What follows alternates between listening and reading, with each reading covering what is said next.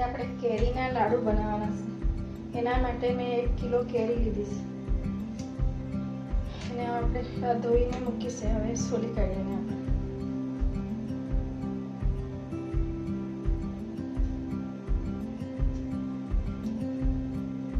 પાકેલી કેરી છે.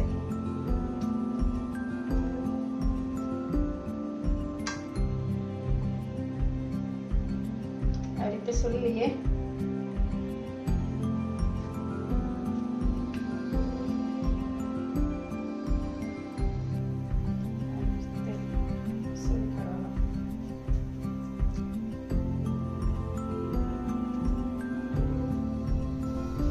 આવી રીતે આપણે સોલી કાઢીને એ પણ આપણે આમાંથી કાઢી શકીએ. નાની નાની ચીરી પાડી લેવાના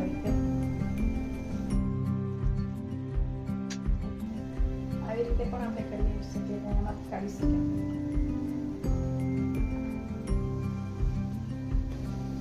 આમાંથી કાઢી લઈએ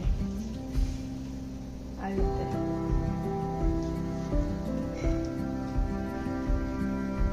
જલ્દી થઈ જાય, પછી સોલવાની પડે. હવે આખી બધી કેરી મેં સોલીને પછી બતાવો તમે. બધી કાપી લીધી. એક કાપવાનું બાકી છે, એને પણ આપણે કાપી લઈએ.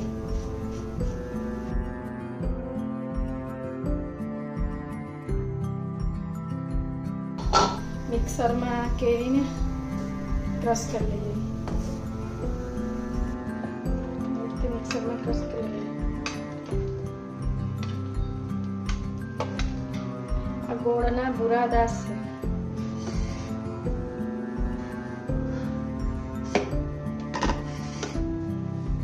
આ ગોળના બુરાદાસ છે.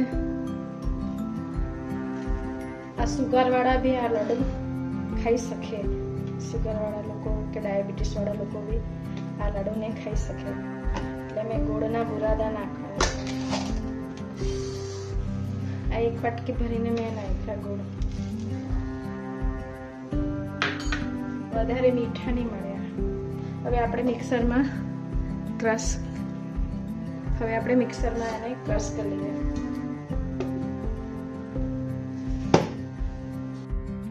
ક્રશ કરી લીધું. ક્રશ થઈ ગયું. ગેસ ચાલુ કરીએ.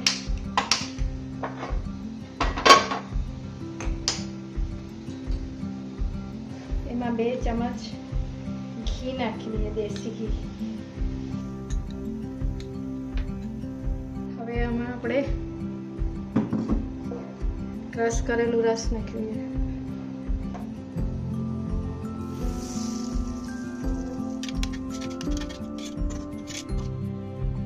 હવે એને આપણે હલાવ્યા જ કરવાનું. ચમચાને હલાવ્યા જ કરવાનું. આ ચડી જાય ત્યાર સુધી હલાવ્યા જ કરવાનું. મીડિયમ ગેસ પર કરવાનું. તો બહુ ઉડે યાર દાજા નીકળે. અડધી ચમચી એમાં એલચી નાખી દઈએ. ખાલી ગોળ અને કેરીના રસ જ, બીજું કંઈ નહીં નાખેલું. એલચી સિવાય ગોળ, કેરીના રસ ને એલચી. થોડી વાર આપણે ડીમ કરીને એને ઢાંકી દઈએ. ઉડે બહુ એટલે ધીમે ધીમે થયા કરે. તો આપણે ખોલીને જોઈએ.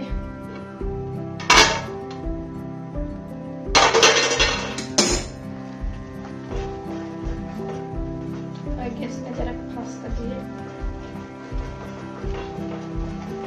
ફાસ્ટ આપણે ચમચાને ચલાવવાના.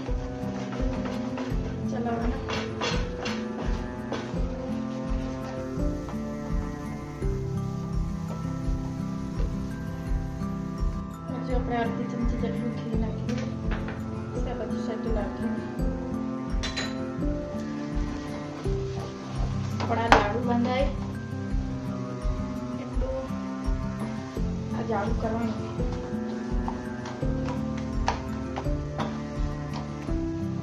કેમ કે આમાં મેં કઈ નાખ્યું નહીં. ગોળ ને કેરીનો રસ બીજું કોઈ નહીં. બની ગયું.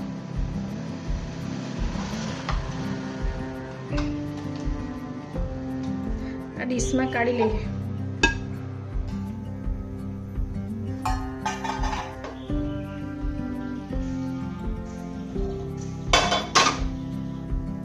હવે આ ઠંડુ થાય ત્યારે આપણે લાડુ બનાવશું.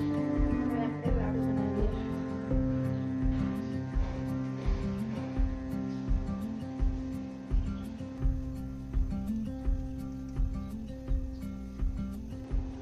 આવી રીતે બનાવી લેવાનું. કેરીના રસ તો પીળા આવે ને આ કેમ આવા ઝાકા એવું કહેતા પણ આમાં સાહેબ ગોળ નાખાશ એટલે થોડા ઝાકા આવે. અને દૂધ નહીં કે કંઈ નહીં નાખે.